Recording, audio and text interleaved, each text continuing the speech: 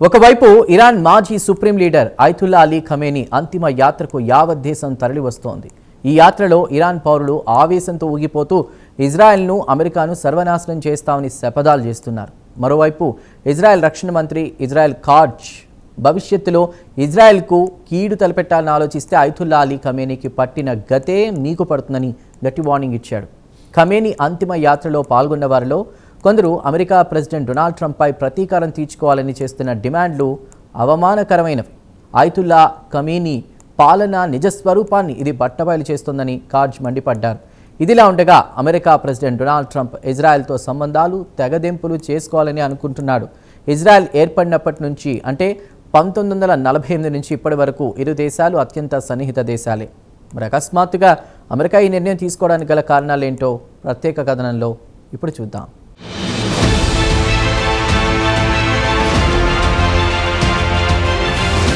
సోమవారం నాడు ఇరాన్ రాజధాని టెహరాన్లో ఇరాన్ మాజీ supreme leader Ayatollah Ali Khamenei అంతిమయాత్ర సాగుతోంది. యావత్ దేశం అంతిమయాత్రలో పాల్గొంటోంది. ఈ యాత్రలో ఆవేశంతో కొందరు ఇజ్రాయెల్తో పాటు అమెరికాపై ప్రతీకారం తీర్చుకుంటామని పెద్దపెట్టున నినాదాలు చేశారు. దీనిపై ఇజ్రాయెల్ రక్షణ మంత్రి ఇజ్రాయెల్ కాట్జ్ ఘాటుగా స్పందించారు.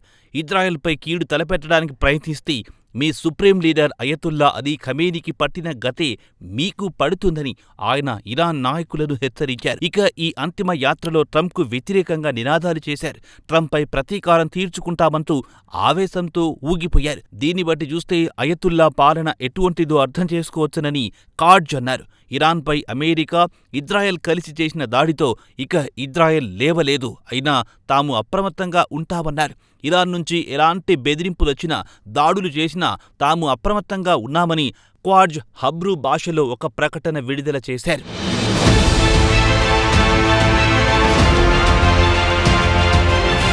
ఇజ్రాయెల్ ప్రధానమంత్రి Benjamin Netanyahu, America president Donald Trump కలిసి ఇరాన్ను కోలుకోలేని దెబ్బతీశారని, తమపై దాడి చేసే సత్తా ఇరాన్కు లేదన్నారు కాట్జ్. అయినా ఇరాన్ నుంచి ఎలాంటి దాడులు ఎదురైనా వాటిని తిప్పికొట్టేందుకు తాము సిద్ధంగా ఉన్నామన్నారు. సోమవారం నాడు ఖమేనీ మద్దతుదారులు ఎర్రజెండాలు పట్టుకుని ప్రతీకారం తీర్చుకుంటామని శపథాలు చేశారని ఇరాన్కు చెందిన ఫార్స్ న్యూస్ ఏజెన్సీ వెల్లడించింది. అంతిమ యాత్రలో పాల్గొన్న కొందరు ఆవేశంతో ట్రంప్తో పాటు నెతన్యాహు చంపి ప్రతీకారం తీర్చుకుంటామని నినాదాలు చేశారు. కాగా గురువారం నాడు అయతుల్లా అలీ ఖమేనీని మషాద్లో ఇమాం రెజా మసీదులో ఖననం చేస్తారు. అంతిమయాత్రలో ఇజ్రాయెల్కు, అమెరికాకు వ్యతిరేకంగా నినాదాలు చేసినందుకు ఇజ్రాయెల్ ఘాటుగా స్పందించింది.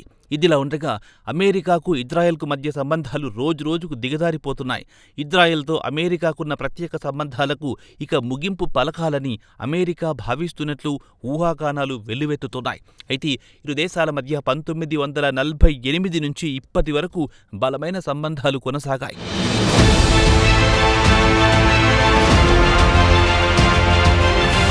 ఇజ్రాయెల్ ప్రధానమంత్రి బెంజమిన్ నెతన్యాహు తన రాజకీయ స్వార్థం కోసం అత్యంత ప్రమాదకరమైన క్రీడకు తెరలేపారని అమెరికాతో పాటు ఇజ్రాయెల్ ప్రతిపక్ష నాయకులు బలంగా నమ్ముతున్నారు. నెతన్యాహుపై అవినీతి ఛార్జీతో పాటు పలు రకాల ఛార్జీలను ఎదుర్కొంటున్నారు. ఏడాది చివర్లో జరిగే ఎన్నికల్లో ప్రజలు ఆయనను అధికారం నుంచి తొలగించే అవకాశాలున్నాయని చెబుతున్నారు. ఇక ట్రంప్ విషయానికొస్తే ఆయన ఇరాన్తో పాటు లెబనాన్తో ఒప్పందం కుదుర్చుకోవాలనుకుంటున్నాడు. ఇక ఇజ్రాయెల్ విషయానికొస్తే 2023 నుంచి లెబనాన్పై బాంబుల వర్షం కురిపిస్తోంది. ట్రంప్ లెబనాన్పై బాంబుల దాడులు ఆపాలని కోరినా ఆయన మాత్రం పట్టించుకోవడం లేదు. దీంతో ట్రంప్ పలుమార్లు టెలిఫోన్లో నెతన్యాహుపై మండిపడ్డారు. ఇక ఇజ్రాయెల్ ప్రజలు కూడా యుద్ధం కొనసాగాలని కోరుతున్నారు. ఇక నెతన్యాహు విషయానికొస్తే గత 4 దశాబ్దాల రాజకీయ చరిత్రలో ఇలాంటి సవాళ్లను ఎప్పుడూ ఎదుర్కోలేదు. ఇక ఈ ఏడాది ఫిబ్రవరి 28న అమెరికా, ఇజ్రాయెల్ కలిసి టెహరాన్పై బాంబుల వర్షం కురిపించి అయతుల్లా అలీ ఖమేనీని లేపేశాయి. అటు నుంచి మొదలైన యుద్ధంలో ఇరాన్ తన సత్తా చాటింది. అమెరికాకు చుక్కలు చూపించింది. ఈ యుద్ధంలో అమెరికా భారీగా నష్టపోయింది. 42 యుద్ధ విమానాలను కోల్పోయింది. యుద్ధంలో మరో $29 బిలియన్ వరకు వ్యయం చేయాల్సి వచ్చింది.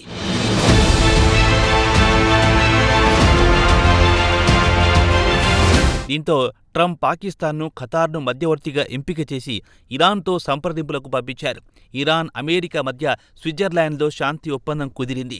అయితే ఇరాన్ దక్షిణ లెబనాన్ నుంచి ఇజ్రాయెల్ సైనికులను వెనక్కి పంపించాలని డిమాండ్ తెరపైకి తేవడం, దానికి ట్రంప్ అంగీకరించడం జరిగిపోయాయి. అయితే నెతన్యాహు మాత్రం దక్షిణ లెబనాన్ నుంచి వెనక్కి తగ్గే ప్రసక్తే లేదని తేల్చి చెప్పారు. అలాగే లెబనాన్పై నిరంతరం బాంబుల వర్షం కురిపించడం కూడా మానలేదు. గత నెలలో నెతన్యాహు ట్రంప్కు మధ్య జరిగిన టెలిఫోన్ సంభాషణ లీక్ అయ్యింది.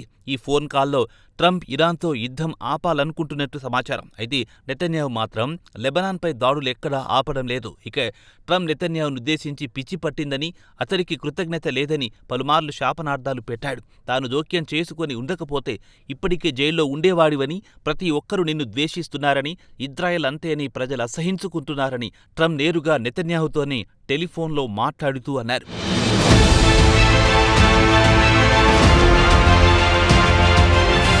గత వారం ట్రంప్ యాక్సియస్కిచ్చిన ఇంటర్వ్యూలో మాట్లాడుతూ బాస్ ఎవరో నెతన్యాహుకు బాగా తెలుసు. దీన్ని బట్టి చూస్తే ఇరువురు నాయకుల మధ్య సంబంధాలు సవ్యంగా లేవని తెలుస్తోంది. గత నెలలో జేడీ వాన్స్ మీడియా సమావేశంలో మాట్లాడుతూ ఇజ్రాయెల్ పట్ల సానుభూతి చూపించే దేశం ఏదైనా ఉంది అంటే అదే అమెరికా అని అన్నారు. ఇజ్రాయెల్ మంత్రులకు వాన్స్ గట్టి వార్నింగ్ కూడా ఇచ్చాడు. మీరు ఉపయోగించే ఆయుధాలు మేడ్ ఇన్ అమెరికావే, అమెరికా పౌరులు పన్నులు చెల్లించే డబ్బుతో ఆయుధాలు తయారు చేసినవని గుర్తు చేశారు. అయితే ఇటీవల నిర్వహించిన పోల్లో ప్రజలు ఇజ్రాయెల్కు వ్యతిరేకంగా ఓటు వేశారు. ఇక ట్రంప్కి చెందిన మేక్ అమెరికా గ్రేట్ అగైన్ లేదా మాగాలో కూడా అమెరికా ఇజ్రాయెల్కు మద్దతివ్వడాన్ని వ్యతిరేకిస్తున్నారు. ఒకప్పుడు ట్రంప్కు అత్యంత నమ్మకస్తురాలుగా ఉన్న మార్జేరీ టేలర్ గ్రీనీ, మాజీ టెలివిజన్ హోస్టు టక్కర్ కార్ల్సన్ లాంటి వారు కూడా ఇజ్రాయెల్తో ట్రంప్ అడ్మినిస్ట్రేషన్కు ఎప్పటికైనా ముప్పే అని వార్నింగ్ ఇచ్చారు.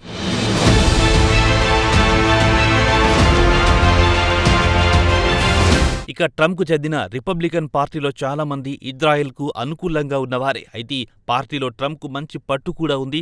కాబట్టి చాలా మంది ట్రంప్ ఏ నిర్ణయం తీసుకున్నా ఆయన వెంటే ఉండే అవకాశం ఉంది. అయితే చాలా మంది ఇజ్రాయెల్ పౌరులకు అమెరికాతో దౌత్యపరంగా, మిలిటరీ పరంగా ఎంత లబ్ధి పొందుతున్నామో వారికి తెలియడం లేదు. 2016 నుంచి ఇజ్రాయెల్ అమెరికాతో కుదుర్చుకున్న అవగాహన పత్రం ప్రకారం చూస్తే 10 సంవత్సరాల పాటు $38 బిలియన్ వరకు మిలిటరీ సాయం దక్కించుకుంటోంది. ఇక అమెరికా ఇలాంటి ఒప్పందం ఏ ఇతర దేశాలతో కుదుర్చుకోలేదు. అయితే ఇజ్రాయెల్ అక్టోబర్ 7న 2023 నుంచి గాజాలో సృష్టించిన మారణ హోమం తర్వాత ప్రపంచవ్యాప్తంగా ఏకాకి అయ్యింది. ఆ సమయంలో అమెరికా ఇజ్రాయెల్కు అండగా నిలిచింది. ఐక్యరాజ్య సమితిలో జరిగిన డిబేట్లో ఇజ్రాయెల్కు మద్దతుగా 6 సార్లు వీటో పలికింది.